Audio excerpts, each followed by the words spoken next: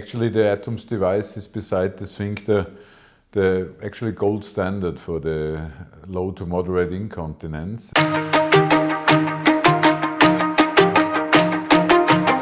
So it's been 20 years since the invention of the ATOMS. How do you feel about from where it started to where it is, the progression, the evolution, and with the way that it has progressed, it has helped with patient care? Yeah. Thank you for the interview. Thank you for the really good question. And I'm very proud that I was able to invent the ATOMS device and found a company like A.M.I. as a big and reliable partner over the years to bring this device to the patient and for the patient care. And actually the ATOMS device is beside the sphincter the actually gold standard for the low to moderate incontinence. And we developed over the years with the generation 3 already a very reliable implant to treat stress urinary incontinence in males. We designed an easy-to-use implant, a complete standardized technique for the surgeons. There are not many questions anymore. And yeah, I'm very happy with this device now. I don't think we have to solve big problems with the device. It's reliable. It's already in this third generation nearly 10 years. And yeah, I'm very happy with it, and so are the surgeons worldwide.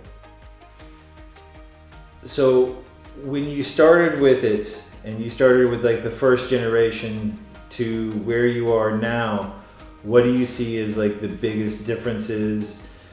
Is there anything that you just right off the bat is less of a struggle, less of an issue?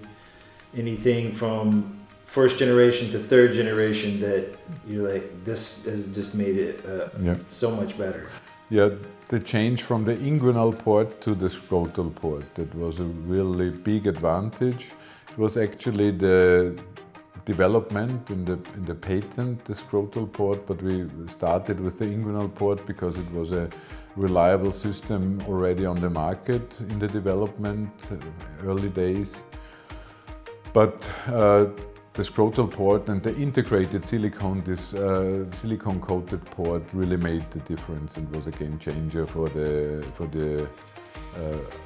how easy it is to implant the device and how reliable the device is.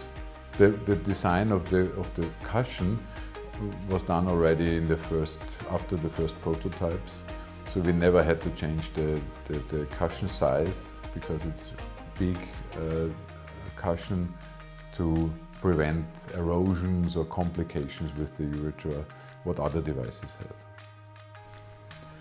And then like for patients now, do you see a change in the outcomes from like generation 1 to generation 3? The infection rate is actually not there anymore. We have no problems with the port anymore. We had erosion rates, extrusion rates in the inguinal port, which is actually solved by placing the port in the scrotum. So that's the main advantage, and actually we never had a big problem with the implant. And by the procedure what we teach the surgeons, infections are not a problem anymore. Yeah, I'm looking forward for the next 20 years.